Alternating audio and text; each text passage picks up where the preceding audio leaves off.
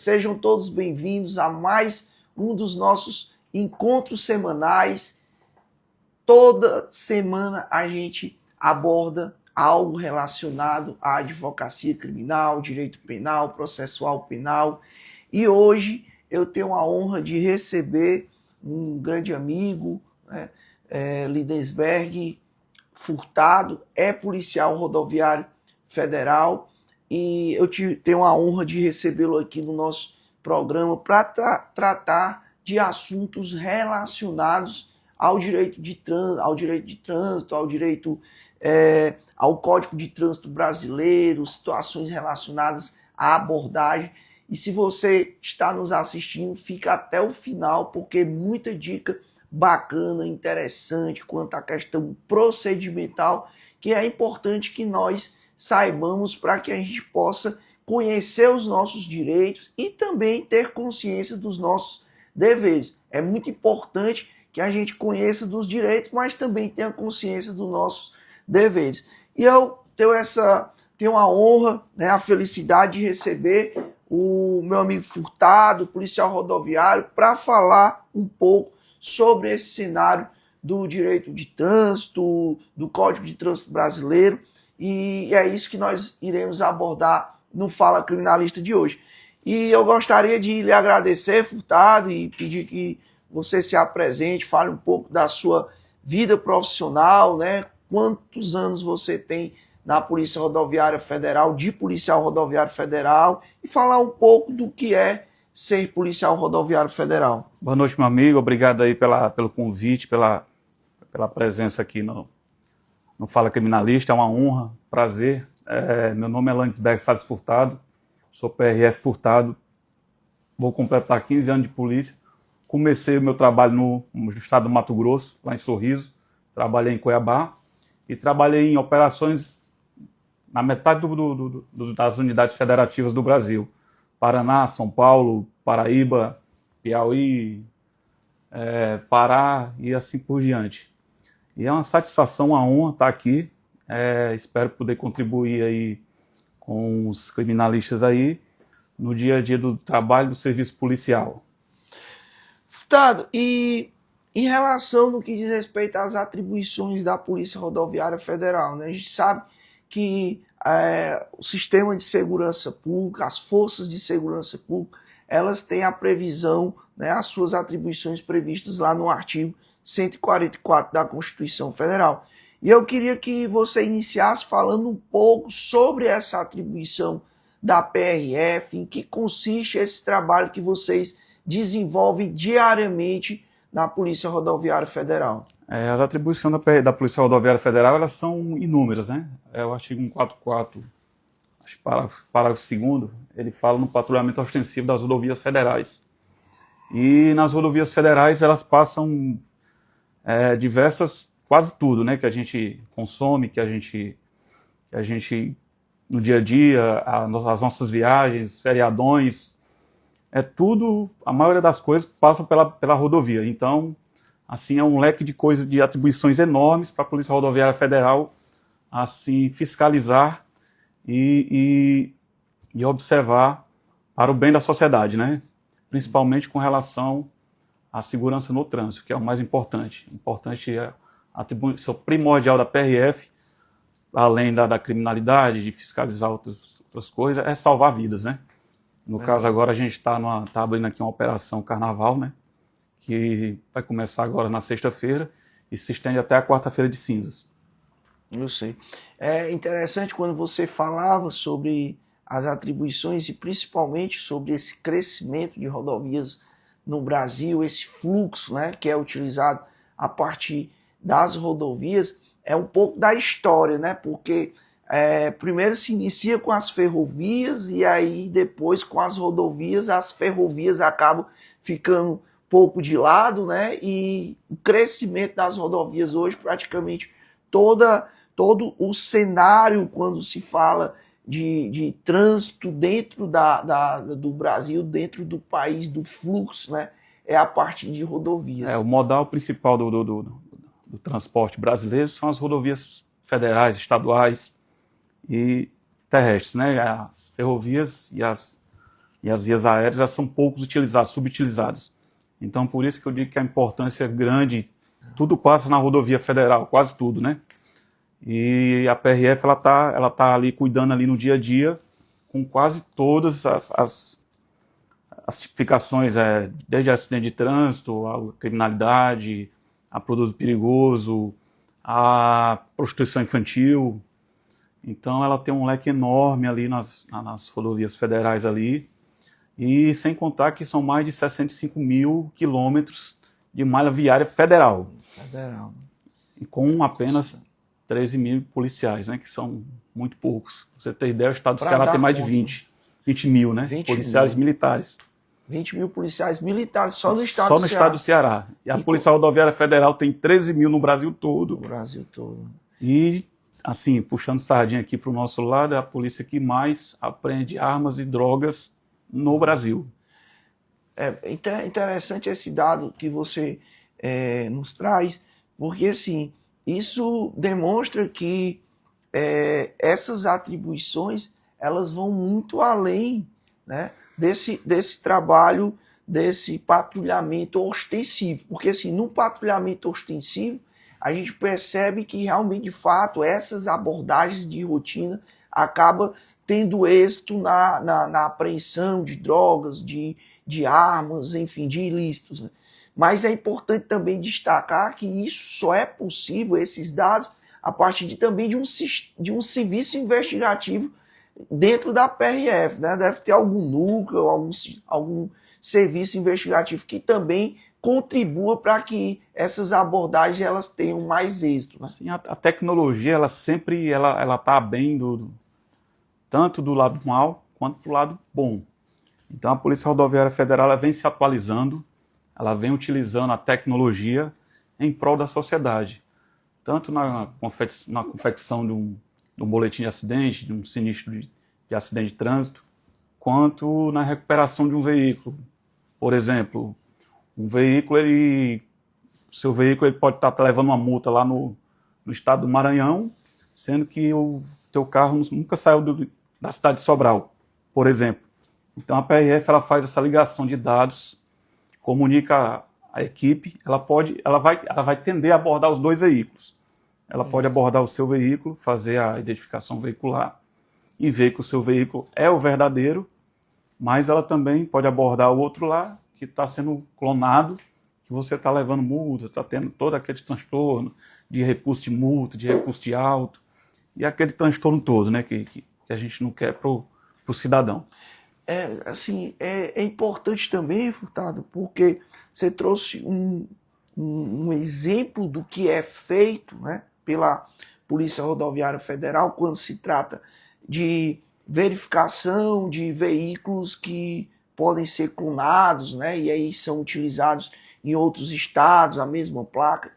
Se de repente alguém que está nos assistindo recebe uma multa uma multa em outro estado da federação ou em um outro local diverso daquele que ele reside, ou locais que ele nunca tenha passado, nunca tenha trafegado, qual é o procedimento que ele deve fazer para até que a polícia também possa ter conhecimento disso? Existe algum canal, né, de atendimento? Ele pode procurar algum posto da PRF, repassar essas informações?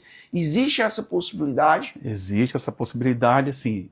Possibilidade e, assim, até interesse tanto do proprietário quanto da própria Polícia Rodoviária Federal em estar buscando essas informações junto à população, junto ao cidadão, para poder reprimir esses criminosos que cometem esse tipo de delito, né?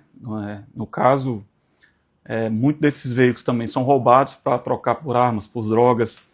Então, o que o cidadão deve fazer, se ele tiver, nesse caso, pode acontecer duas coisas, tanto o erro humano, um erro de leitura de placa, que isso ele vai fazer o recurso administrativo, provavelmente ele vai ser deferido, e também tem a possibilidade da clonagem, que de imediato faça um boletim de ocorrência de trânsito na Polícia Judiciária Civil e comunique à Polícia Rodoviária mais próxima é para a gente acionar os nossos órgãos de inteligência e assim dar prosseguimento à abordagem ao veículo, né? Que pode ser o seu, assim, nada impede, porque a gente vai abordar esse veículo de placa tal, com as características tal, em qualquer cidade que ela passar. Pode ser o seu que você foi lá, comunicou que está levando multa, como pode ser o outro lá que está gerando todo aborrecimento lá para você, que você está recebendo multa, e que vai ser bom para você e para a sociedade do modo geral, né?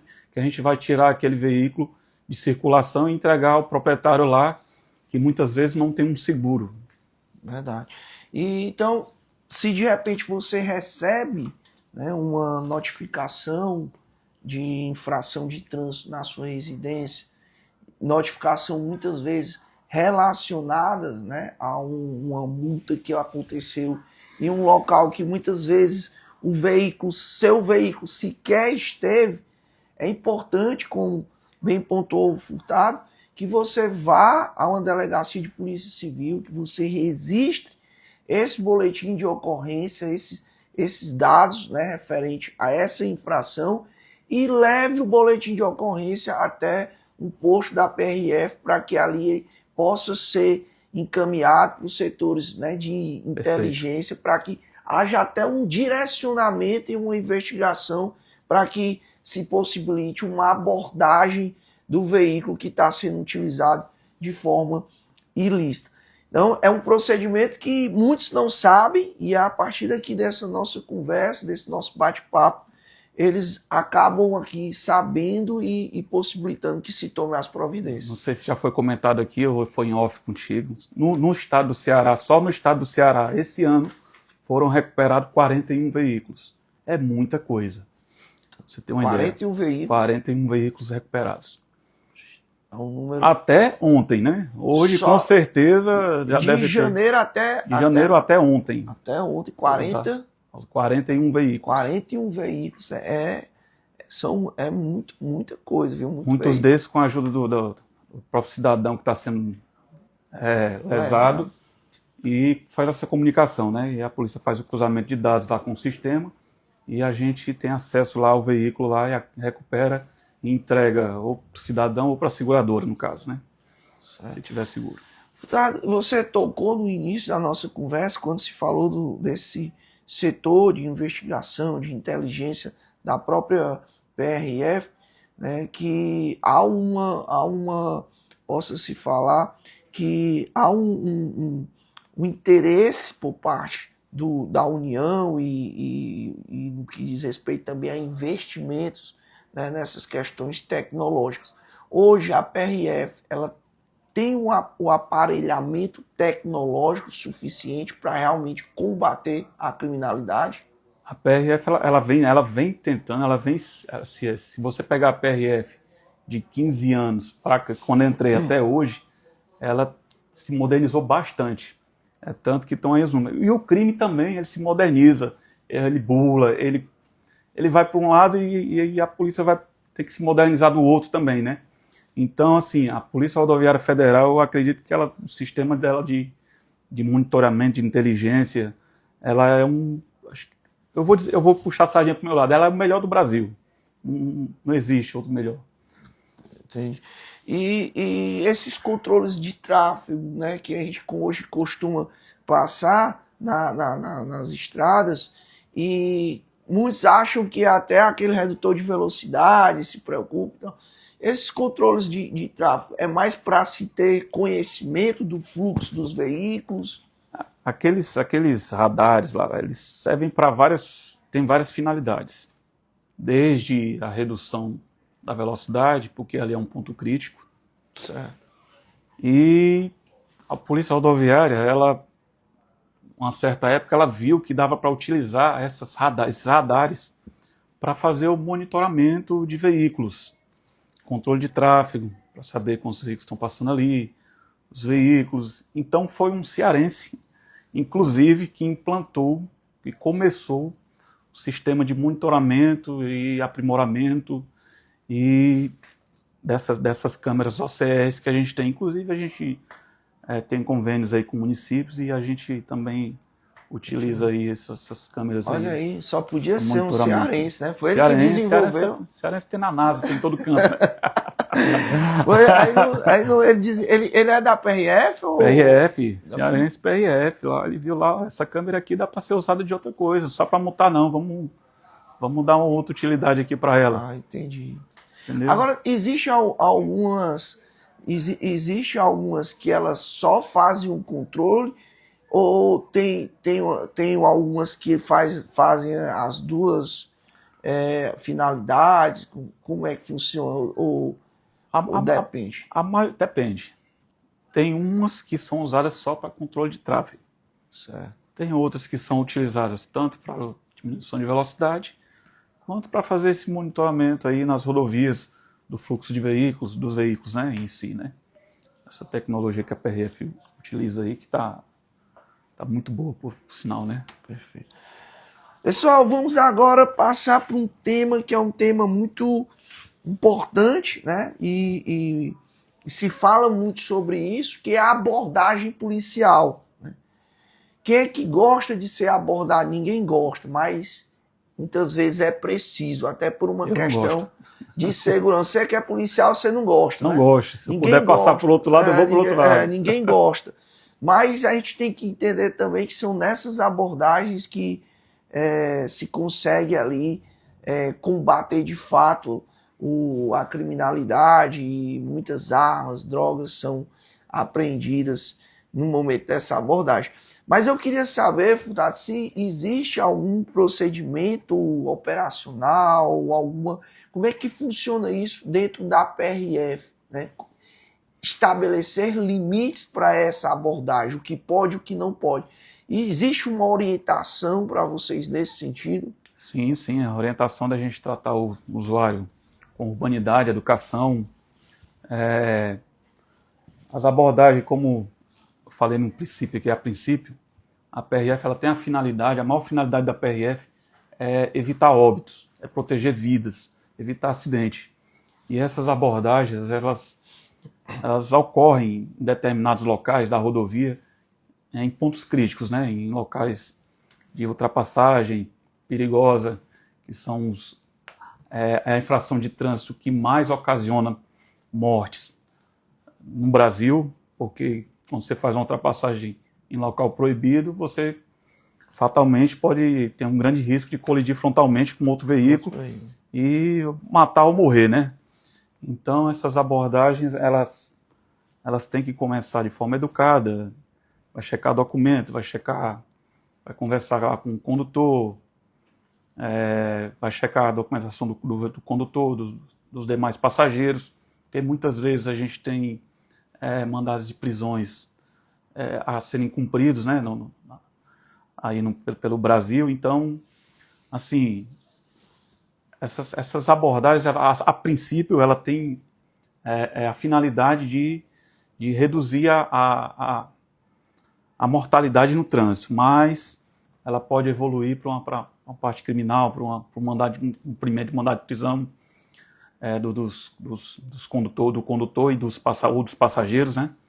E muitas vezes ali a conversa ali com o condutor, com os passageiros, a gente ali no tino, ali no dia a dia, na experiência, a gente vê ali que não está batendo a história ali e vai se criando ali aquela fundada suspeita, o cara foi lá um exemplo aqui, esdrúxulo, o cara foi lá em Cuiabá há 2 dias atrás, já está voltando. Entendi. O que ele foi fazer lá? E o cara não quer responder, às vezes está nervoso, às vezes o condutor responde uma coisa A, o passageiro responde uma B, então a fundada suspeita vai aumentando. É nesses casos aí a gente parte para o Código de Processo Penal lá no artigo 270, lá, parágrafo 2º, a busca pessoal, né? Isso. Inclusive, além de pessoal, no veículo também, que pode ser um veículo clonado, adulterado, para fazer essa recuperação. Então, uma abordagem que começa com simples ali, infração de trânsito, uma ultrapassagem, uma falta de cinto de segurança, ela pode evoluir para um crime, para uma detenção, para uma prisão, para uma recuperação de veículo, para uma apreensão de drogas. e mais diversas coisas, né? É interessante, Furtado, quando você nos traz essa abordagem, porque o que acontece? A gente tem uma legislação a ser respeitada, Sim. a ser cumprida. A gente já tem precedentes dos tribunais superiores que, para haver essa busca pessoal, essa busca no veículo, tem que haver uma fundada suspeita, né? Ou seja, é o que a gente chama de justa causa, é a fundada suspeita que faz com que o agente estatal ele possa ali, ele tenha legitimidade para fazer a abordagem, a busca pessoal, a busca no veículo, assim como também uma busca domiciliar, dependendo do contexto. Né? Mas o que a gente precisa diferenciar? Primeiro, a gente tem o que a gente chama de abordagem de averiguação das questões de trânsito, das questões de documento, das questões mesmo de áreas ali exercidas pela Polícia Rodoviária Federal. E dependendo do caso concreto, da situação, da forma como acontece essa abordagem inicial, é que pode se chegar, né, verificando a justa causa, a fundada suspeita, a essa busca pessoal, busca no veículo, essa questão de uma abordagem mais criteriosa. Sim, você falou tudo aí. E essa abordagem, acrescentando, ela não deixa, porque ela tem uma fundada suspeita, de obedecer aqueles critérios de educação, de urbanidade, de bom trato com o usuário, que 99%, até mais, quase 100% das pessoas que circulam na rodovia são pessoas de bem, cidadãos, né? Então, mesmo com a fundada suspeita, às vezes a pessoa está nervosa porque está sendo parada pela polícia, não responde direito, às vezes não tem um bom dia ali, não está num dia bacana. A gente continua seguindo aqueles trâmites de educação, de cortesia e urbanidade dentro dos limites da lei, né? Que, como a gente está comentando aqui, é tudo assim, 99% dos crimes ela começa numa abordagem de rotina. Você está abordando ali rotineiramente e surge a fundada suspeita. E nessa fundada suspeita, se a pessoa já não gosta de ser abordada pela polícia por qualquer motivo, imagina uma busca no seu veículo, né? Exatamente. Então, assim, o agente ele não espera que a pessoa fique satisfeita sendo averiguado o veículo, uma busca, uma demora a mais na viagem dele, a não ser aqueles caras que já são acostumados, porque a gente sabe, com o tempo, com o passar do tempo, a gente sabe o cara que quando vai fazer uma busca pessoal nele, ele já abre as pernas, bota a mão na cabeça e a gente nem pede, né? Aquele ali, nem falei nada, calma, cara, deixa eu falar, deixa eu pedir. Não precisa não, calma. Peraí, deixa eu criar aqui uma fundada suspeita surgir primeiro. Ele mesmo cria as fundadas suspeitas. Exatamente. Né? Pois é. Mas tudo começa numa abordagem de rotina, sim, 99% das ocorrências criminais começam na abordagem de rotina. E acrescentando aqui, nesse período do carnaval, é um período em que o pessoal aumenta o consumo de drogas. E o consumo de drogas faz o traficante, o fornecedor, mandar mais drogas para o local. O aumenta, né? Aumenta. É tanto que em Sobral aqui, acho que foram 3 dias seguidos. Hoje, tenho certeza que foi uma mulher presa com 8 quilos de skunk, que é a super maconha chamada, né? Uma maconha mais cara, com THC mais alto. Ela foi abordada num ônibus, Belém Fortaleza, Belém Natal, salvo engano. Sei que a droga ia para Fortaleza, com 8 quilos desse skunk, dizendo que ia ganhar R$7.000, e etc, e etc. E já são 3 ocorrências desse tipo. E de janeiro, 1º de janeiro, até ontem, foram mais de 230 quilos de droga entre maconhas e cocaína. E nesse período do carnaval, pré-carnaval, ele aumenta, né? Consideravelmente. Consideravelmente. Principalmente são os mulas chamados, né? Sim. Só um detalhe, Furtado, você colocou 230 quilos de droga aqui no Ceará. Só no estado do Ceará. Só no estado do Ceará. Só no estado do Ceará, que já é ponta, né? Se for pegar no Mato Grosso, lá Mato Grosso do Sul, Ali é tem aquele programa lá, quem acompanha, não sei se os usuários acompanham lá, aquele, passa no Space, ou no TNT, uma coisa assim, que lá no MS, lá que é o produtor de maconha do Paraguai, né? O maior produtor de maconha do mundo, eu acho. Lá eles pegam uma tonelada, duas, um caminhão, por exemplo. Isso de uma vez, né? De uma vez só. Tanto que quando eu trabalhei lá, o meu recorde lá no Mato Grosso foi de maconha, foi 340 quilos. A gente tem que levar de carrinho de mão lá pro delegado lá, para apresentar lá. Poder pesar 340 quilos, levar numa viatura. O dia todo. Lá o carrinho de mão, subindo lá no elevador lá, para levar na sala do delegado lá. E cocaína muito lá também, porque é fronteira com a Bolívia. Então, esses estados mais fronteiriços, eles tendem a aprender muito mais drogas e armas do que o estado ponta, né? Que no caso, os estados do Nordeste são uma ponta, né? Do coisa. E também tem muito contrabando de cigarro. Que também cigarro pela questão do tributo, ele é muito valioso, assim, ele quase que se equipara à droga em si. Entendi. Financeiramente o cara trazer evitar o pagamento desses de tributo, que são muito altos no Brasil, financeiramente é sensacional para quem faz esse contrabando, né? Certo. Furtado, eu já tive um colega que, conversando com ele, em uma certa abordagem, né, ele ficou até chateado, porque naquela abordagem o policial ele vislumbrou aquela fundada suspeita e fez aquela revista, aquela busca pessoal e a busca no veículo. E lá ele estava viajando com a família, tinha as malas, aí teve que abrir as malas, né, para saber o que tinha, os policiais. E aí depois ele ficou naquela, tenho que ajeitar tudo isso novamente, as malas às vezes, aquela dificuldade, porque mala nunca vai vazia, né, ou vai na conta certa, né, sempre vai passando. Nesse tipo de abordagem, o que é importante, né, o condutor do veículo entender quando se fala dessa abordagem, o policial, ele vasculha ali a mala, mas ele tem que deixar do mesmo jeitinho. Como é que funciona isso na prática?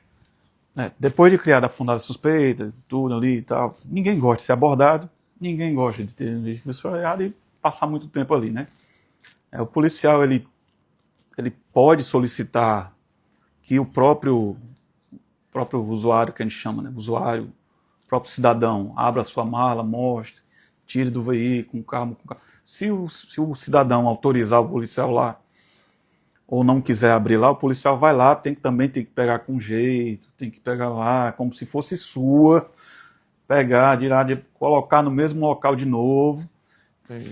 Boa viagem, cidadão, nada foi encontrado. Aí você fala, seu veículo foi abordado, aí explica o motivo da abordagem, da fundada suspeita, o porquê que é direito dele. E se ele se sentir, assim, digamos que tem ocorrido um abuso, inclusive, José, aqui abrindo um parêntese, o cidadão ele pode filmar aí. Eu estava vendo ali, eu sou seu seguidor, tem as provas digitais, não sei se tem alguma coisa a ver. Eu vou assistir a live. Inclusive, ele pode filmar toda a abordagem, todo o procedimento, e se houver ali algum abuso, algum desvio de conduta, encaminhar ali para a ouvidoria, que o Solgov, que é o órgão da União, ele que eu acho que fala BR. Tá nas minhas anotações ali, eu tô colando não hoje, né? Tem um Fala, acho que é Fala BR o nome, tá no Solgov lá, que ele envolve todos os órgãos que você pode fazer lá. Sugestões, reclamações, denúncias, o que você for. Também tem tem a corregedoria, todo estado tem a sua corregedoria, pode ser encaminhada para lá. Você pode ligar no 91, que lá eles vão lhe explicar como fazer. E-mails. Agora, tem uma coisa, Zé. Muita responsabilidade na hora de fazer uma suposta denúncia. Porque muitas vezes o cidadão ele fica chateado porque levou o auto de infração e fala ali que ele só fez o auto de infração para mim porque ele me pediu X valor e eu quis Y valor. Entendi. inclusive nesses 15 anos de criando situações que criando não situações existem. que não existem, achando que está Vai. fazendo recurso de multa, quando na verdade ele está fazendo uma denúncia contra o servidor, entendeu? E assim, uma denúncia que, se não for verdade, é uma denúncia caluniosa, né? Aí entra naquele crime de aí denunciação caluniosa lá no Código denunciação Penal, né? caluniosa, vai sofrer as consequências, Sim. porque ele vai ter que comprovar se realmente, de fato, aquilo existiu. Porque pode ter certeza, assim, se você for fazer um recurso de multa, relatar alguma coisa parecida com um crime, a nossa corregedoria, ela vendo que tem crime, com toda certeza, ela vai atrás, ela vai averiguar, ela vai ouvir o policial, ela vai chamar o suposto denunciante para ver o que aconteceu, e ali, ela juntando ali os fatos e vendo que o suposto denunciante estava apenas querendo se abster da multa, né, fazer um recurso de multa, ela vai encaminhar para o competente Ministério Público para oferecimento de denúncia lá de denunciação caluniosa, porque também tem o ônus da prova, né? Me corrija se for. Isso. É de quem denuncia. Então, assim, é tanto que eu estou falando aqui, toda abordagem que você sofrer ali, você pode filmar sem problema nenhum, porque todo servidor público ali ele pode ser filmado, não tem esse negócio, a minha imagem não vai... Não tem isso ali. Existe um dado interessante que no estado do Ceará, inclusive, eu já fiz algumas lives sobre isso e tenho estudado sobre isso no que diz respeito à abordagem da Polícia Rodoviária Federal, das polícias, né? Inclusive o ministro Rogério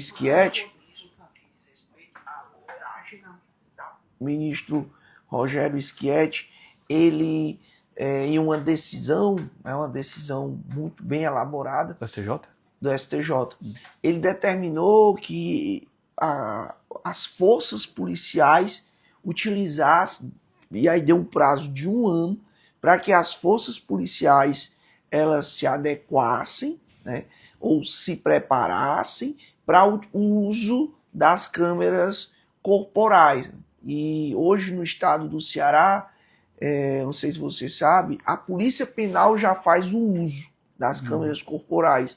A Polícia Militar e Civil ainda não faz, né? Eu acho que é algo muito importante se ter, até tanto como uma forma de defesa do cidadão contra abusos, excessos, situações de constrangimento, como do próprio policial, que muitas vezes é denunciado injustamente, Sim. é caluniado, Sim. né, de ser imputado situações que não existem. A PRF hoje já utiliza essas câmeras corporais ou não? Ainda não, Zé. Ela está na fase de...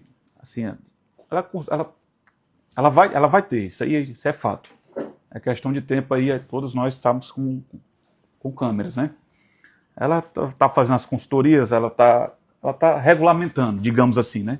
Sim. Mas, como acabou de falar aí, serve também para a proteção do próprio policial. É tanto que, não sei se... Não é incomum você ver colegas aí, eu não uso, utilizando câmeras corporais. Não sei se tu já viu aí, tem vários colegas que tem a câmerazinha dele aqui, quando a abordagem... Particular dele. Quando a abordagem começa a sair ali do limite do normal, ele vai lá, aciona e começa a gravar ali para que um suposto desacato ali, uma suposta imputação de crime que possa haver posteriormente lá, que a gente estava querendo comentar aqui, possa acontecer. Eu assim, para opinião minha particular, eu não sei como é que vai funcionar isso, porque eu preciso ir ao banheiro, a gente conversa bobagem, entendi. São 24 horas o plantão, não tem como eu ficar formalmente aqui contigo aqui 24 horas sem a gente brincar, sem a gente falar besteira, sem a gente falar um palavrão, sem a gente... coisas de rotina. Mas eu acho, assim, na minha visão, né? Na minha visão, eu entendo que isso é mais uma questão de segurança, né? De segurança tanto para o policial evitar que essas denúncias injustas, essas denúncias caluniosas, elas existam, como também uma segurança para o cidadão, para o indivíduo, para a pessoa que é abordada. E aí eu entendo o seguinte, que na verdade essas câmeras elas funcionariam, né?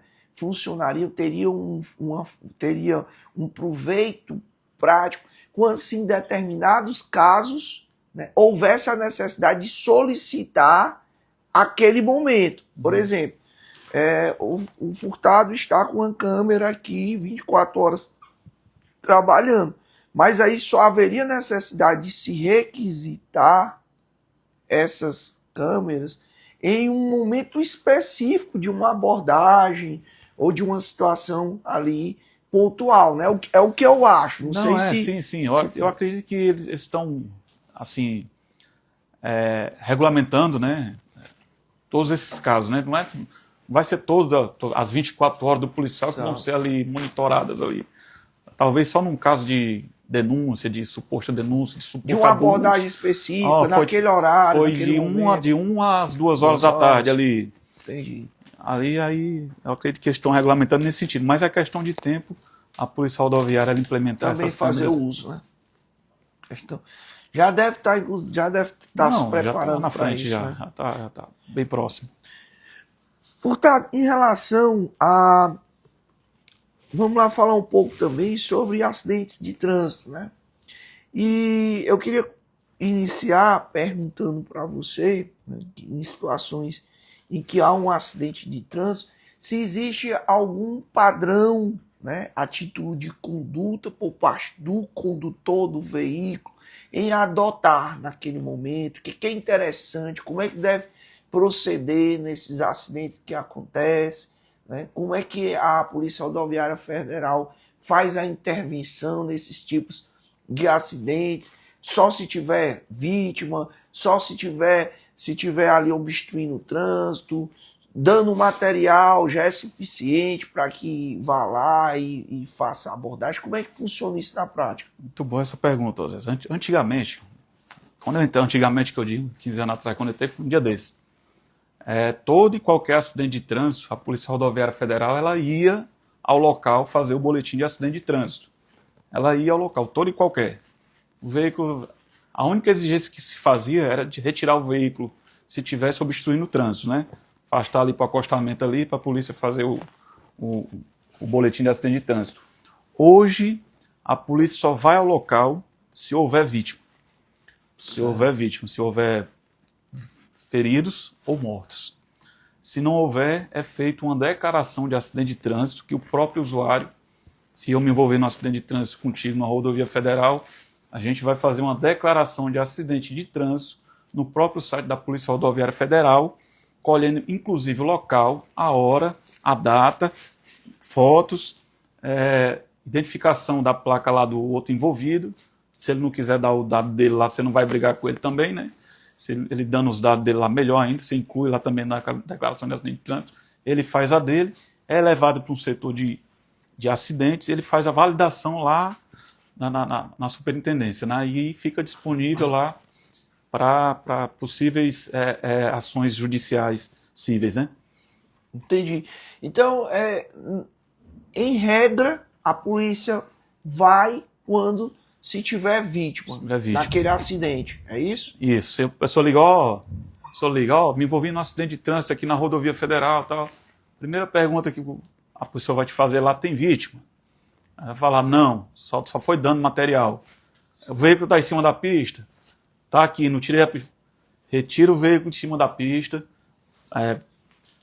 vai ao próximo posto policial mais próximo e peça orientações lá sobre a declaração de acidente de trânsito. Se ele não fizer isso pelo telefone, né? Se não conseguir entender lá por telefone lá, ele pode se dirigir ao posto mais próximo, que o policial ele vai explicar como faz a declaração de acidente de trânsito.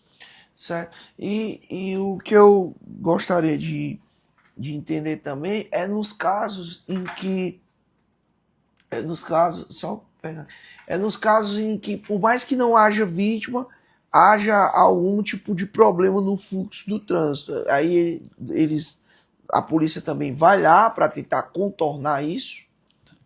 Deixa eu ver, se o veículo estiver em cima da pista, imóvel, imobilizado lá, Sim, não tem como tirar. Não tem né? como tirar. O veículo danificou lá, não tem como tirar. A polícia vai até o local, sim. Vai lá fazer a sinalização e aí vai perguntar lá o proprietário do veículo, você vai chamar o guincho? O que é que a gente chama o guincho? Porque o veículo tem que sair daqui que está causando perigo. O que é mais importante? É a integridade física das pessoas que ali trafegam, né? Até para evitar outros acidentes. Né? Até num tempo que eu ando, isso já é coisa antiga. Já se estiver causando risco de outro acidente, ou risco de morte, de vítima, de outro acidente, é para remover do local antes da polícia chegar. Isso aí sempre, o CTB, isso aí ele acertou desde sempre. Entendi. Tem uma pergunta aqui, interessante. Coisa boa. Tem várias aqui, a Delci fez várias perguntas, né? O Anthony também. Eu vou começar aqui com a pergunta da Delci, no sentido de que na abordagem policial, né, a pessoa tem um dever de colocar a senha do celular, né, porque acontece muito isso, do sujeito que é abordado, né, no momento da abordagem existe o bloqueio do celular por senha, então, e alguns policiais querem exigir que o sujeito dê acesso, né? E a gente sabe que isso não pode, não tem como. O que é que você tem a falar sobre isso? Vou falar pela Polícia Rodoviária Federal, que eu sou policial rodoviário federal. De jeito nenhum. De jeito nenhum. Até porque ali pode ter fotos íntimas, pode ter conversas íntimas. Direito de privacidade da pessoa, privacidade, né? E eu acho que só quem pode fazer isso é o judiciário, acredito eu, né? Autorização judicial para isso, né? De afastamento do sigilo telemático. Isso aí é jurisprudência, eu acho que acredito que seja de um tempo para cá, né? Já é consolidado nesse sentido, né? Mas não faz mais de 15 anos que eu acho que no começo a gente já mandava abrir. A gente mandava, mas hoje não existe mais. Não existe mais isso. E isso já é um entendimento já firmado, né? Que o acesso ao conteúdo do aparelho telefônico, os dados que estão inseridos no aparelho de telefone, ele só pode ser analisado, ele só pode ser visto se de fato houver a anuência do proprietário do aparelho, se ele anuir, se ele disser, não, pode ver, olhar. Eu autorizo, ou se houver uma decisão judicial com essa finalidade. Então, o policial ele pode até apreender, dependendo do contexto, da situação, e se houver um crime, vincular ao inquérito policial para solicitar o afastamento do sigilo telemático, das informações contidas no celular. Mas ele ali, no momento da abordagem,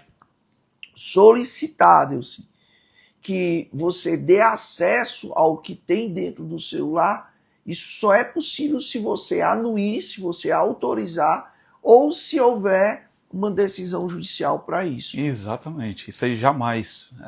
Até a pessoa anuindo, eu filmaria, né? Porque exatamente, vai que ele abriu lá, mas eu não deixei não. E você falou uma questão interessante, porque fazendo um comparativo com as decisões do Superior Tribunal de Justiça no que tange a inviolabilidade domiciliar, o ingresso no domicílio, né? Porque o que a gente tem, a regra é a inviolabilidade. Ninguém pode adentrar a residência de uma pessoa, a não ser que esteja lá as flagrante, houver um desastre e tal. Então é algo que já é bem definido. Só que o que acontece? O ingresso com autorização do proprietário da casa, da residência. E aí é importante a gente contribuir, né, através das decisões tomadas nos tribunais superiores, de que, mesmo quando o policial diz que houve autorização do proprietário da casa para ingressar no veículo, ele tem que comprovar... A casa, né? No domicílio. Do domicílio. Ele tem que comprovar que essa autorização ela existiu.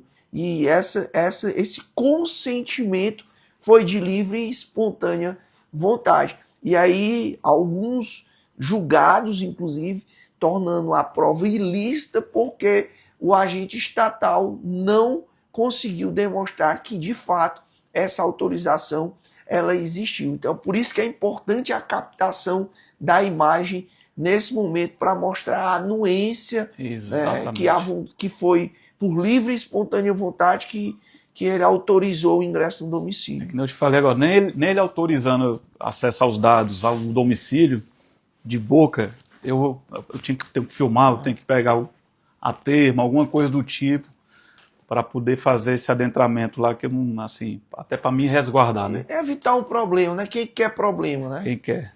Quem quer. Tem uma pergunta interessante aqui também do Anthony, tá? Em relação à questão ainda do acidente de trânsito, né? Certo. E aí, nesse acidente de trânsito, em algumas situações, principalmente quando se tem vítima, né, que a polícia vai, faz a análise lá, né, vai ao local para fazer a abordagem, para fazer os procedimentos de praxe no momento no decorrer de um acidente. Como é que funciona essa questão da produção de documentos?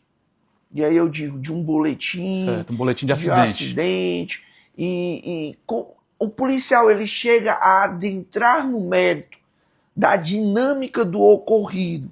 Se isso foi desse jeito ou foi daquele jeito, quem deu causa ao acidente. E esse documento ele é utilizado em processos para subsidiar, para fundamentar decisões judiciais. Sim. Com base nesses documentos. E o policial, ele, quando tem acidente com vítima, né, nós acabamos de falar, ele vai ao local e lá a gente tem um série de critérios de análise. Ponto de colisão, por exemplo, colidiu do lado contrário lá, quem colidiu foi o outro dando causa, por que deu causa, um ponto de ultrapassagem. Se a gente tiver condição de demonstrar ali quem causou, quem deu a causa, a gente deve fazer constar no boletim de acidente, e esse boletim de acidente, caso o interessado queira, pode ser usado na esfera criminal ou civil, ou nas duas, né? Não impede uma com a outra. É interessante quando você trata, né, da seguinte forma: caso o policial tenha condições de identificar a causa do acidente, quem deu causa ao acidente, que há situações que isso não é possível. Algumas vezes a gente não consegue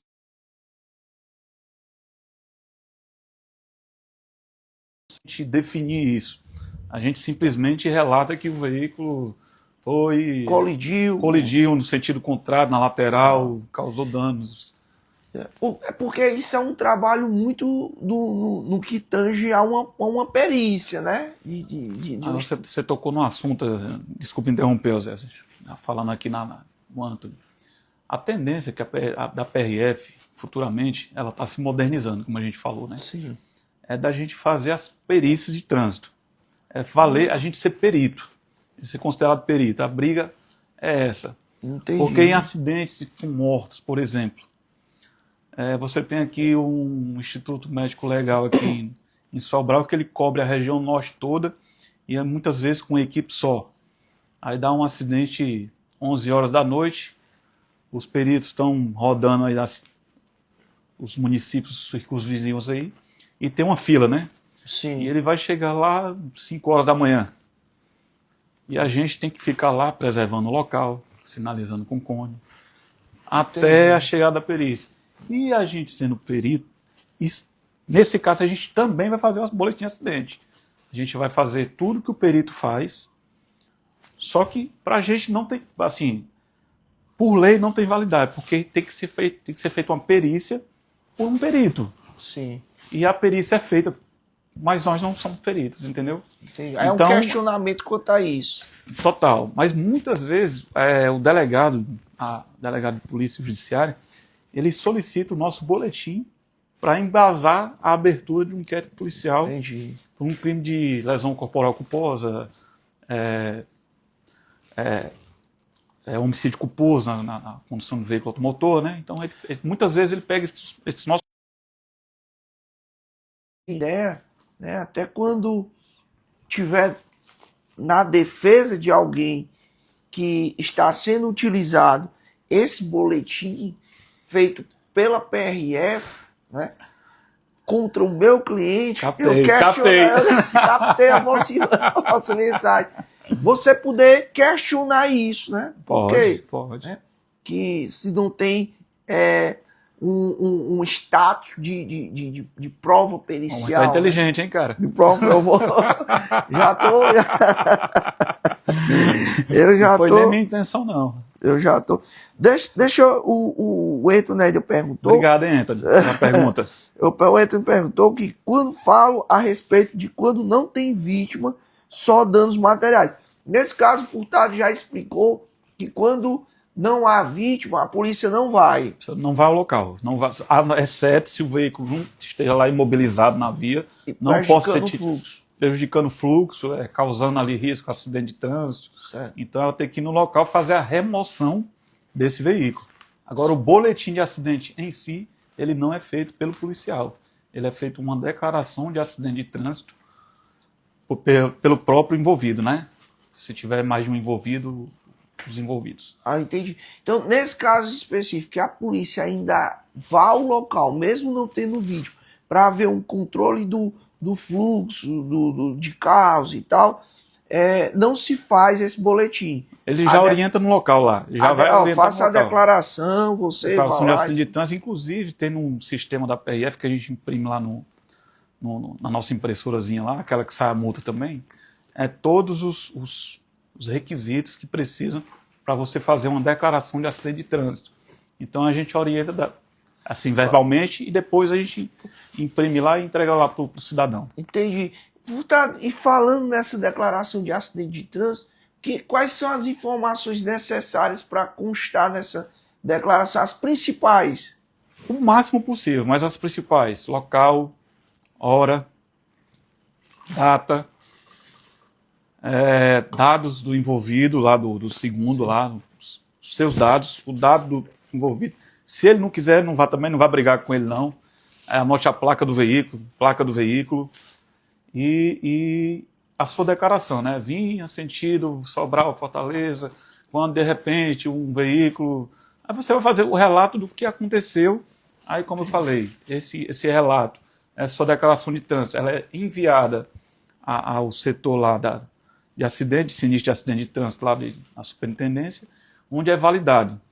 Agora, a utilização dessa declaração de acidente de trânsito, se civilmente ela é válida, penalmente, eu não sei te porque, dizer, na verdade, é uma informação prestada de forma unilateral, né? Exatamente. Então, assim, ela é mais para fins de registro.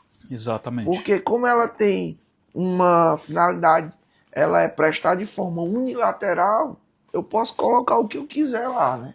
Então, de fato, não tem essa validade para surtir um efeito no que diz respeito a uma decisão judicial, algo que possa ser considerado como elemento de prova. Nesse caso aí eu vou dizer que eu sou contra, né? Eu sou contra essa alteração que teve na lei onde a polícia não vai mais, não precisa ir mais ao local, né? Porque o servidor público ele tem aquela fé pública, né? Inclusive, se ele detectando que fulano deu causa ao acidente, ele vai colocar no boletim de acidente. E passando para um DAT, com uma declaração de acidente de trânsito, você não tem mais essa fé pública. Você tem a palavra de um contra a palavra do outro, onde alguém vai ficar no prejuízo. Isso. Entendeu? Eu acredito que essa declaração de acidente de trânsito ela sirva mais para quem tem um seguro, né? Para acionamento de seguro.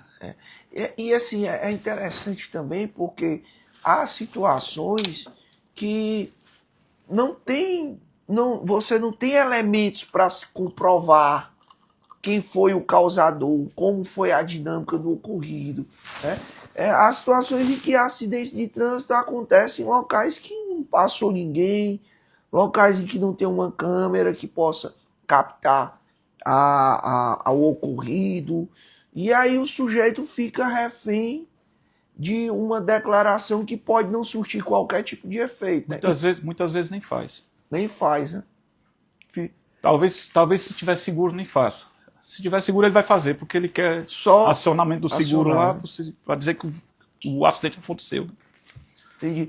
E essa declaração ela é feita eletronicamente. eletronicamente, Você né? mesmo faz lá, você vai na internet, entra no site lá, da Polícia Qual- Rodoviária Federal, e tem lá todos os dados, você vai preenchendo lá os campos, né? Nome, Sim. data, local, horário.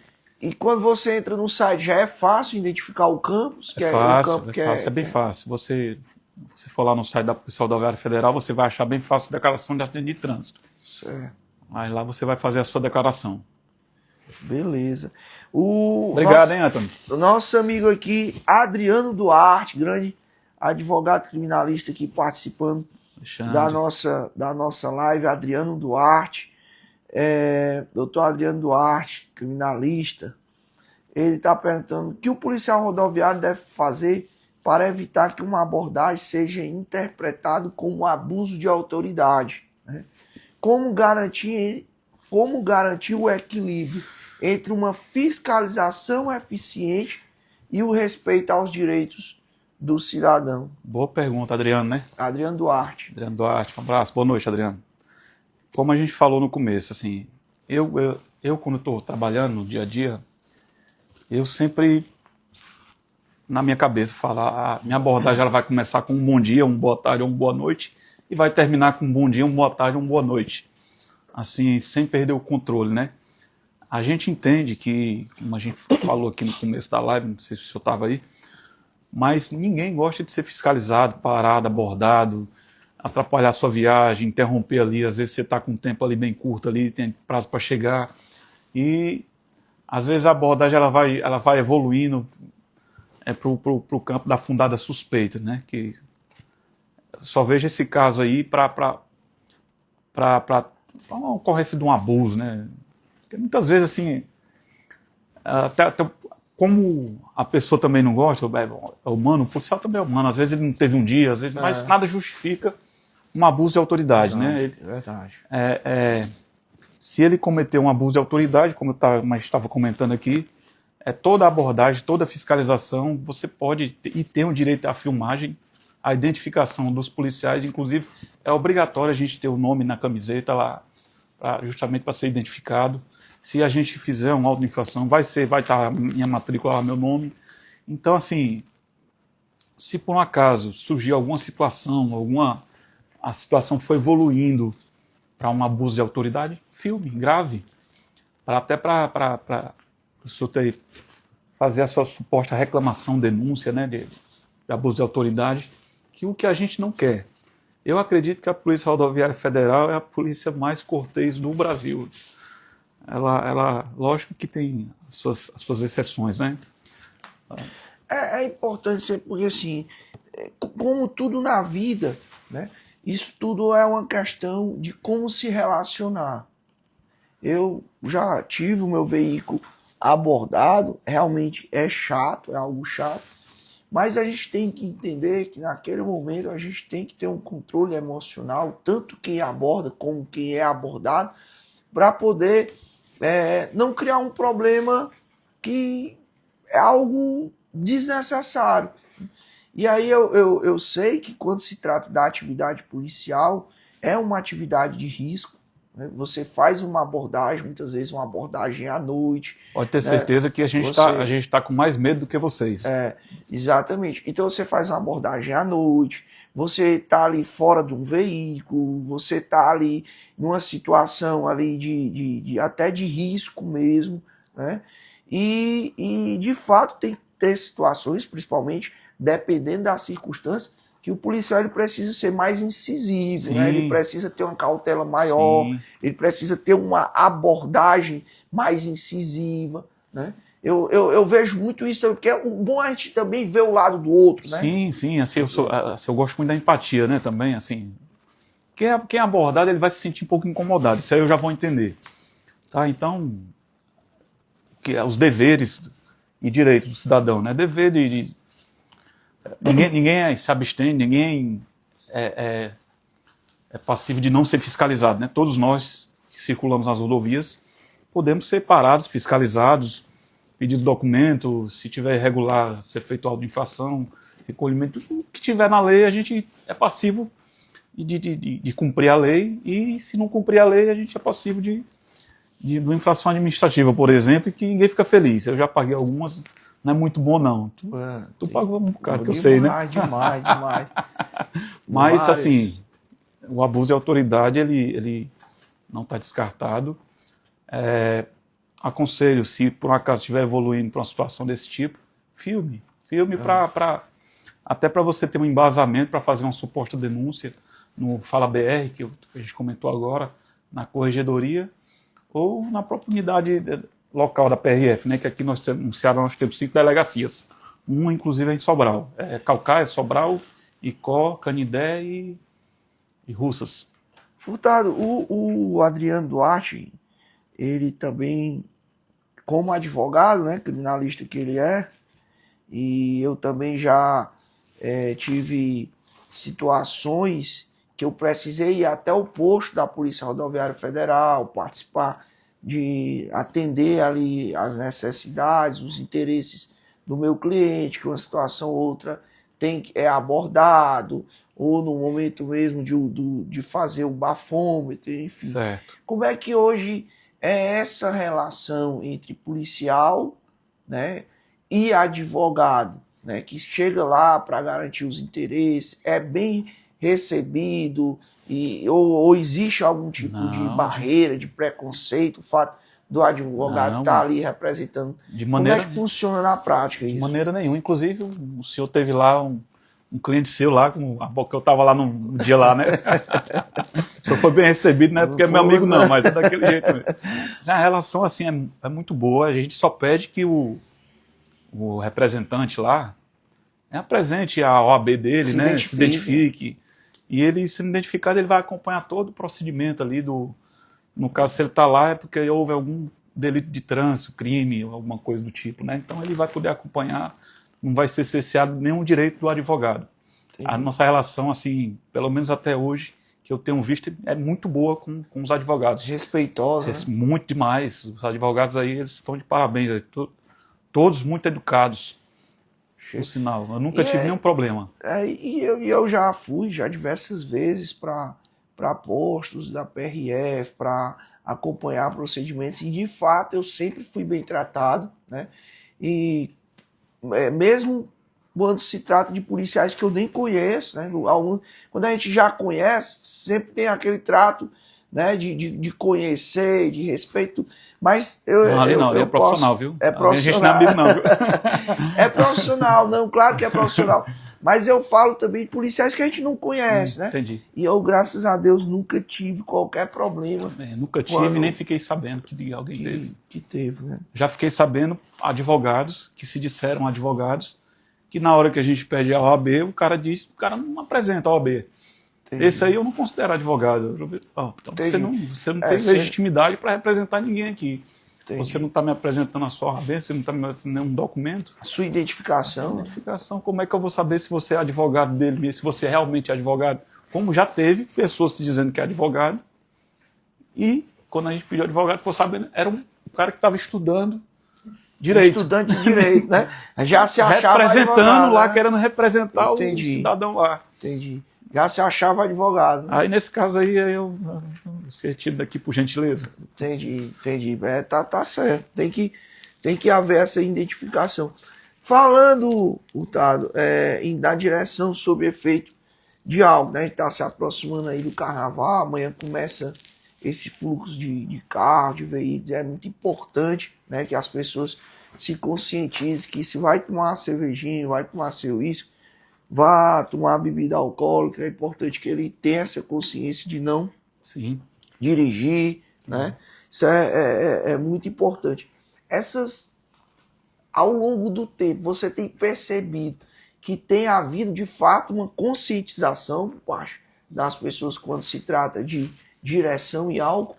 Eu acredito que sim, José. Assim, com o passar do tempo, com o endurecimento aí da pena, né, do trânsito, da própria infração, que é R$ 2.935, uma coisa assim. 2.900? O pessoal ele tá mais cauteloso, a gente tem notado isso. A gente tem notado mais todo carnaval, toda Semana Santa, todo mês, a gente sempre tem alguns. Para dados estatísticos, tiveram de crime, tá? Não recusa, não de multa. Crime de trânsito. De janeiro e fevereiro foram 6. 6 conduções por crime. O cara soprou e deu acima lá do permitido Sim, lá sim. por crime de trânsito. Então foram 6 prisões aqui no estado do Ceará, de janeiro até ontem, né? Entendi. E que é importante a gente tratar, né, falar que existem duas formas, né? Existe a forma em que é utilizado o bafômetro, né, que é utilizado o equipamento, e a outra que o policial pode preencher ali um formulário mostrando e tal, quando o sujeito ele está embriagado, se recusa a fazer, aí quer dizer que não vai ser feito o procedimento do crime previsto no artigo 306. Como é que funciona essa segunda forma de abordagem? O Zé, aí tocou no assunto aí. Antigamente a gente fazia o termo de constatação de embriaguez. Certo. E a gente dizia que, um exemplo aqui, fulano de tal estava com a voz embargada, os olhos vermelhos, halitose, cambaleante, agressivo. Aí isso tudo tinha um termo de constatação de embriaguez. A gente entregava lá ao delegado de polícia. Sim. E o delegado de polícia aceitava lá, fazia um inquérito lá, fazia os procedimentos cabíveis lá. Eu acredito, eu faço certeza porque ninguém faz mais isso. Eu não vejo, nunca mais vi. Hoje em dia o que a gente vê é o delegado encaminhando a pessoa, né, ao IML. Sim. Para que o médico lá faça lá a análise clínica e ateste que aí, nesse caso, tem validade. Mas o nosso termo de constatação de embriaguez, eu vou ficar te devendo essa. Eu tenho quase certeza que ele foi abolido por falta de validade jurídica. Foi.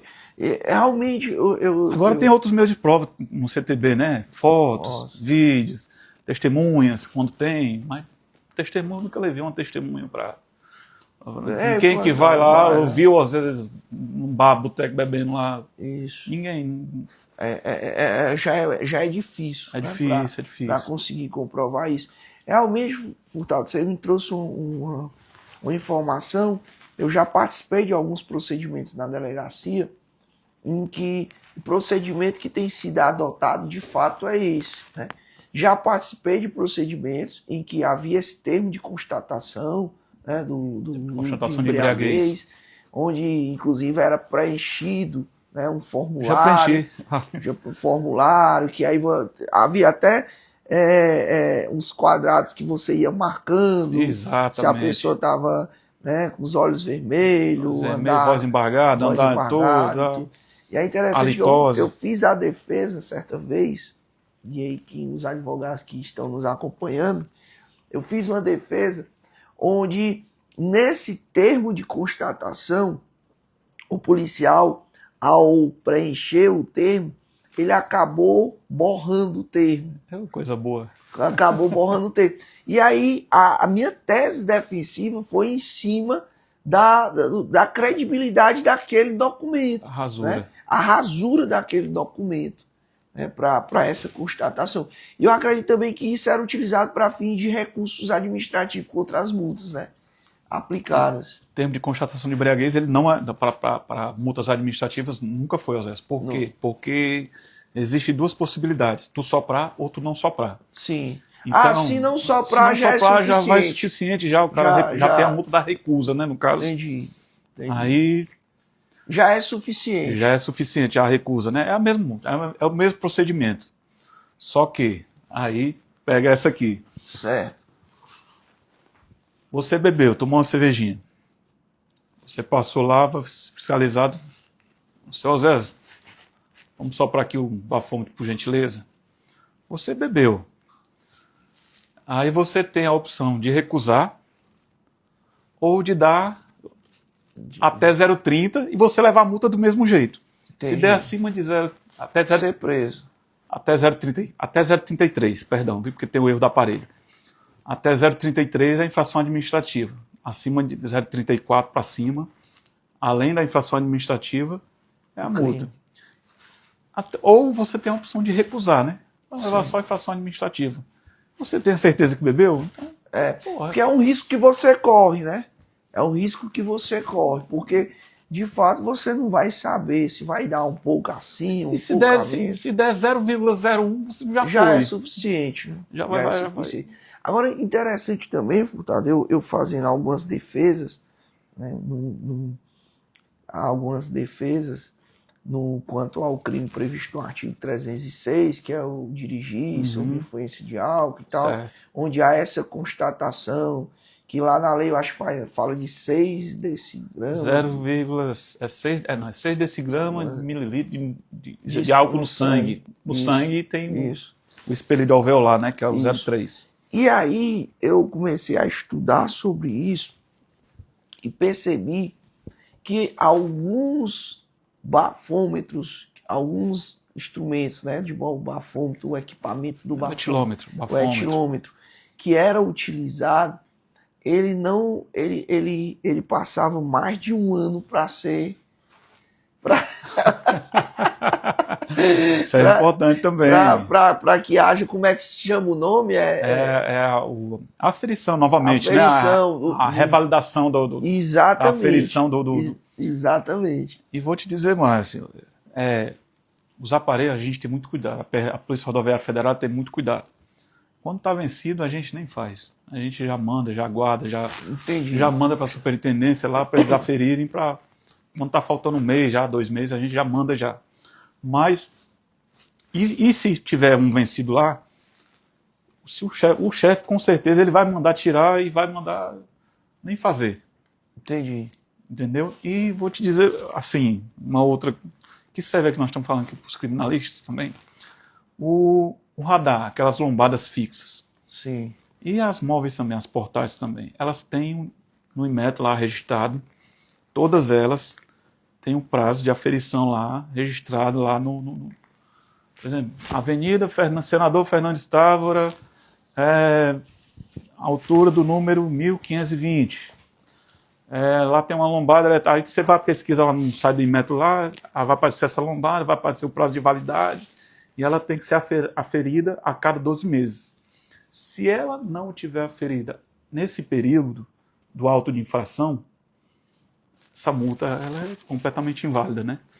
Aí, muita gente, não sabendo dessa informação, tá no site do Inmetro, tem lá, acaba pagando, não vou recorrer isso não, vou pagar logo isso aqui e pronto. Olha aí, não, uma informação muito, muito interessante, muito válida, porque eu já sabia, eu já tinha estudado sobre isso, sobre essa questão da aferição, dos equipamentos que fazem, né, o bafômetro, do equipamento bafômetro, mas é algo interessante porque muita gente não se atenta a isso. Exatamente. Muita gente não se... E vou te dizer, eu acho muito difícil um município, um órgão de trânsito desse cumprir rigorosamente esse prazo aí de a cada 12 meses fazer essa aferição aí. Furtado, só já encaminhando para o final, mais de 1 hora aqui de live, só de informação, no instante passa, né? Como eu tinha lhe falado, e interessante que muita gente aqui participando, obrigado, pessoal, mandando perguntas aqui, para agradecer a todos que estão até o presente momento aqui nos assistindo. E aí, há uns semanas atrás, eu fiz, Furtado, uma live com um grande amigo também, tenente-coronel da Polícia Militar, tenente-coronel Alexandre Torres. Eu fiquei enciumado ali. Vai começar a fazer TCO agora, a gente já faz há 10 anos já. Pois é. Vamos chamar... Não, né? Esse rapaz, ele mandou uma mensagem, que rapaz, que é isso? A gente já faz há 10 anos já. Mas é interessante, Furtado, porque quando se trata da Polícia Militar, eu vejo que a incidência de TCOs realizados pela Polícia Militar vai ser muito mais, né? Até pela questão da atribuição que é da Polícia Militar. E muita gente, né? Muita gente não sabe que isso vai acontecer, e aí eu trouxe esse cenário dessa live realmente para informativo, né? Mostrar para as pessoas que a Polícia Militar vai, principalmente aqui do estado de Ceará, outros estados já fazem isso. Excelente. Vai confeccionar o TCO. E aí a gente traz isso também porque o nosso intuito é levar não só o conhecimento, mas também a informação, né, para as pessoas do que está acontecendo, das alterações, né, e contribuir com as informações e também com o conhecimento. E aí eu queria que você nos trouxesse, né, a sua visão como policial rodoviário federal sobre a confecção dos TCOs pela PRF, como é que isso acontece na prática, como é que funciona, certo. Se você tem visto realmente, de fato, que tem sido proveitoso. Sim, demais. Né, proveitoso. E aí eu queria que você falasse um pouco sobre isso. TCO, né? Juizados Especiais Criminais, Civis e Criminais, né? Isso. 9.099. A Polícia Rodoviária Federal, ela vem confeccionando os TCOs desde 2014. Começou lá pelo Paraná e veio evoluindo nos estados, juntamente com um convênio com o Ministério Público, justamente para viabilizar essa lei, que eu acho que é para facilitar, dar agilidade nos crimes de menor potencial ofensivo, né, cuja pena máxima não supera 2 anos. E a gente tem feito, assim, e aprimorado durante esse tempo bastante e facilita muito, te digo. Porque, como eu te disse, como a gente falou no começo da live, tudo passa na rodovia. As cargas, veículo de carga. E tem caminhoneiro que rebite, não vive sem um rebite. Eu já peguei caminhoneiro dirigindo a 30 horas seguidas. Imagina um perigo aí para a gente que circula aí, para a família. Aí o cara com a cartela de Nobese, que é uma anfetamina, que é proibida pela aquela portaria da Anvisa, né? Da Anvisa. Que é considerado droga. Aí, às vezes, a gente pegava 1, 2 cigarros de maconha, acabava nem levando, porque tu ia passar na delegacia, tu ia ficar esperando na fila lá dos procedimentos, tu ia demorar lá umas 3, 4 horas para tu entregar um cigarro de maconha lá. Ou até mais, né? Ou até mais, dependendo da fila lá do final de semana. Das coisas. Então isso, assim, facilitou demais. Os crimes de trânsito facilitou demais também. Que eram, a gente levava para a autoridade policial e o crime de trânsito, assim, eles faziam porque era obrigação, mas tu entregar um veículo a uma pessoa não habilitada, está previsto no Código de Trânsito. Sim. Como crime. Está lá, uma pena lá, TCO. Então a gente levava essas pessoas para lá, acabava demorando muito tempo. Então para a gente foi um avanço espetacular. Significativo. Foi significativo, imenso. A gente faz o TCO ali no posto mesmo, sob a condição que tem cidadão, o senhor quer assinar aqui um termo de comparecimento, que a gente chama, né? Sim. Ou quer ser encaminhado à delegacia pelo flagrante de porte de droga para o consumo pessoal. Artigo 28 da 11.340, que está para botar de novo agora. Aí o cara, normalmente, ele faz lá, assina lá o termo de compromisso, a gente pega todos os dados dele, endereço, telefone, justamente para o Ministério Público ele poder notificar o dia da audiência. Às vezes a gente até já tem a audiência prévia, tem uns dias lá, dia 25, 13 horas, está vago, a gente já marca lá. Aí já tem a agenda. Já tem a agenda já que a gente já marca lá já. Entendi. Então a gente já tem assim, a gente está bem entrosado com o Ministério Público, né? alinhado ali, inclusive nas transações penais, quando tem ali a multa, ali alguma coisa ali, a gente está tentando um acordo para reverter aquela multa ali, aquela pecúnia paga lá pelo apenado lá em lanterna, em coisa para a polícia, para voltar, né? Então tem sido feito isso e tem agilizado bastante o trabalho policial, né? Furtado, só uma dúvida, né? Dúvida tu não tem, não, mas a dúvida, mais num contexto prático, né? Quando se trata do crime de desacato, Desacato. Né? O crime de desacato, ele também é de menor potencial ofensivo, né? E aí eu queria saber se nesse tipo... Porque assim, o desacato está muito... Por mais que seja um crime, Entendi. né? Que a vítima é o Estado, né? Como um todo e tal... Mas o policial ele se sente muito ofendido naquele momento.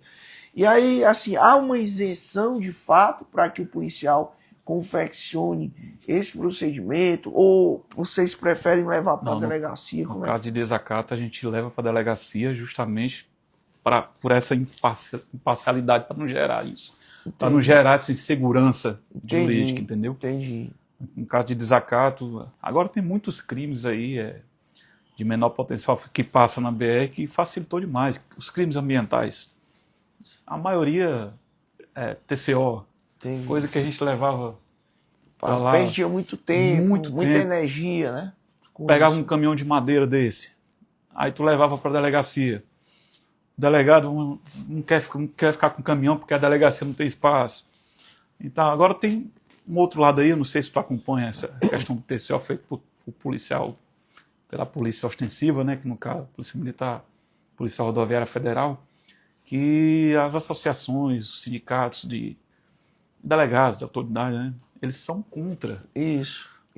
Tem várias ações, mas até agora, nesses 10 anos, eles não conseguiram acabar com isso. Agora, assim, se por um acaso acabar, para mim vai ser um retrocesso, porque a gente, assim, muitas vezes você deixa de fazer o que deve fazer.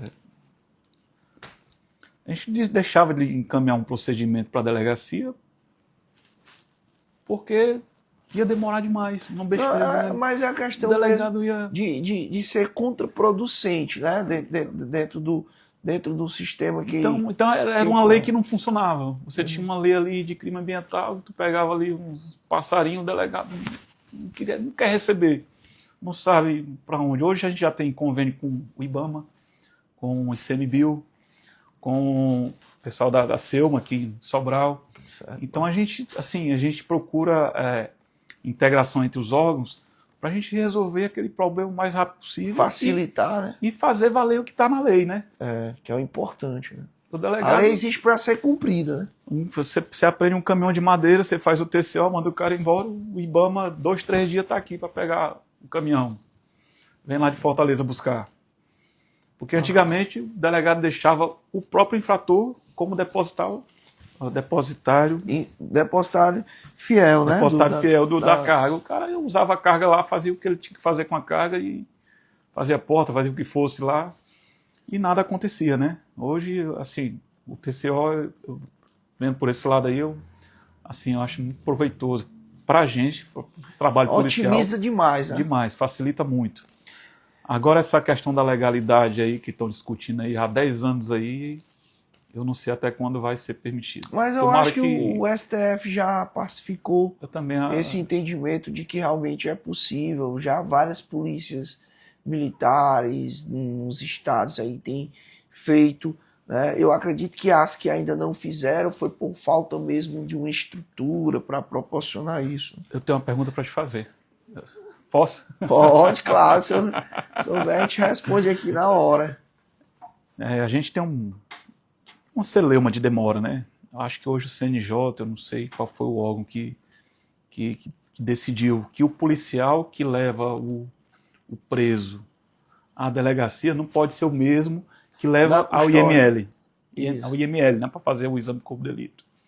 Inclusive, a gente não tem essa atribuição, mas muitas vezes a gente faz essa cortesia. Sim.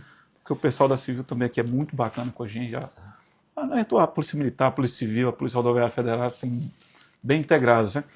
Então a gente fazia essa cortesia, inclusive a gente tem uma normativa dizendo que é para não fazer.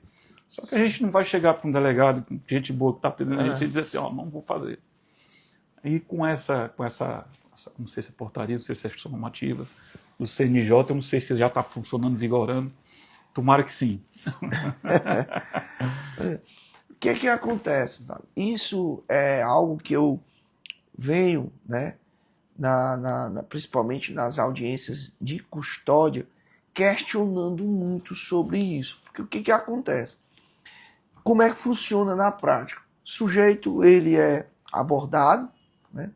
E muitas das vezes existe aquela abordagem truculenta, aquela abordagem onde existe o uso da força, se é moderado ou não, enfim. Sim. Existe aquele contexto mesmo, até de violência mesmo policial, né?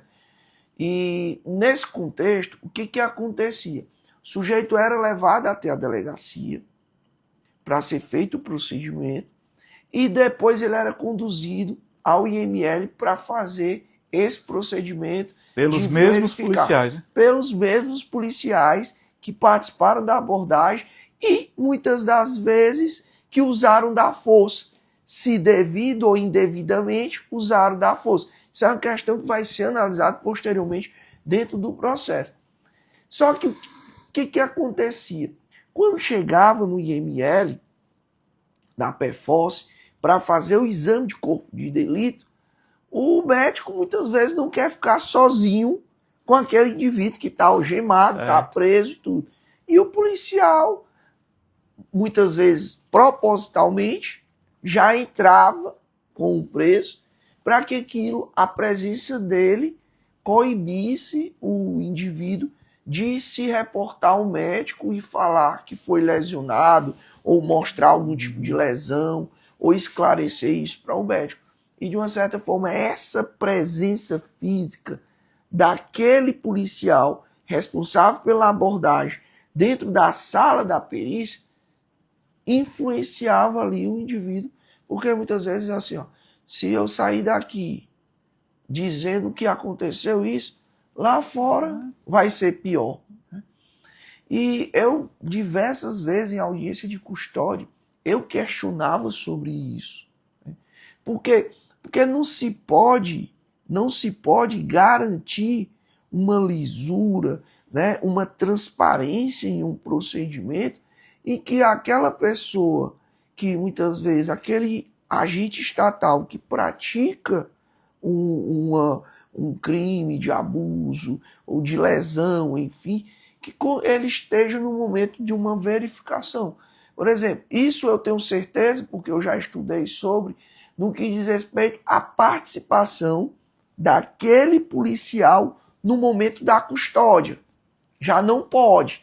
E isso está positivado, está dentro da resolução do CNJ, que trata sobre a audiência de custódia. Na audiência de custódia, o policial responsável pela prisão, pela condução, ali num procedimento, ele não pode estar na escolta, daquele indivíduo que é apresentado ao juiz. E o juiz ele tem que perguntar ao apresentado: algum desses policiais que aqui está na sala participou da sua abordagem, da sua prisão? Porque se tiver participado, ele tem que sair da sala. Quanto a essa questão da participação, quando se fala do exame de IML, do IML, eu não tenho visto, certo? Eu digo legalmente, dentro de uma audiência de custódia, uma consequência para se macular o procedimento. Entendi. Entendeu? Porque muitas das vezes o que acontece? Até é difícil você provar isso. Por quê? Porque documentalmente não tem nada que mostre que aquele indivíduo foi conduzido até o IML pelo policial que fez a prisão dele. Não entendi. Tem um registro. O registro que tem... Mas a resolução existe, que não pode ser o mesmo policial que leva para a delegacia que conduza lá para o IML. Isso, que não pode ser o mesmo. Da audiência inclusive, de custódia. A atribuição da Polícia Civil, né? Isso. Levar lá, eles fizeram um convênio lá com a Polícia Militar. E o pessoal da Polícia Militar vai lá, leva no IML, volta, ainda leva no presídio, eu acho. E é interessante isso, porque, cara, tudo é o ponto de vista que você tem das coisas, né? Porque eu já fiz defesa de alguns policiais que foram acusados de tortura, certo? E que a condução daquele indivíduo até a delegacia não foi feito pela polícia, foi feito militar, foi feito pela polícia civil. E aí a gente questionava isso como algo assim, ó, isso não é feito no procedimento padrão, porque foi feito só para ele. Ou seja, o certo era questionável, pelo fato de o errar, muitas vezes, o que não é certo, ser o procedimento padrão. E aí você usava aquele procedimento certo como algo a ser questionado pelo fato da Polícia Civil ter conduzido aquele indivíduo e não a Polícia Militar, porque o padrão é que seja a Polícia Militar. E aí uma situação em que eu fazia a defesa de alguns policiais militares nesse contexto de tortura e tal, a gente questionou isso, né? Por que é que a condução foi feita pela Polícia Civil e tal? Então, depende muito do caso concreto. Mas assim, Furtado, são 19h34, 1 hora e 40 minutos. Dá para falar mais umas 2 horas aqui. Dá para falar mais umas 2 horas. Gente, eu quero agradecer a presença de todos que nos acompanharam até o presente momento. Só interromper aqui, eu quero entregar aqui uma lembrança aqui para o meu amigo aqui, antes dele pedir. Olha aí, rapaz. Isso aqui é pelo serviço prestado aqui, que ele tem aqui a polícia, a sociedade geral aqui da Sobralense, né? É uma lembrancinha da Polícia Rodoviária Federal aí, para ele lembrar de mim, do amigo dele aqui. Não, eu vou colocar ali, toda vez que eu olhar eu lembro de você, viu? Vai ficar aqui na minha sala. Obrigado aí, meu amigo. E agradeço, viu? Obrigado mesmo pelo carinho, pela atenção, gente. Olha aí, coisa linda. Muito obrigado mesmo. E assim, agradecer, Furtado, pela sua disponibilidade de estar aqui cedendo, né, o seu tempo, para participar de um momento como esse, onde o objetivo da gente é levar o conhecimento, levar a informação, também ter um viés informativo aqui no nosso programa. E ter pessoas como você, né, realmente nos deixam muito felizes de contar com pessoas, né, que nem você, várias outras pessoas que aqui estiveram participando.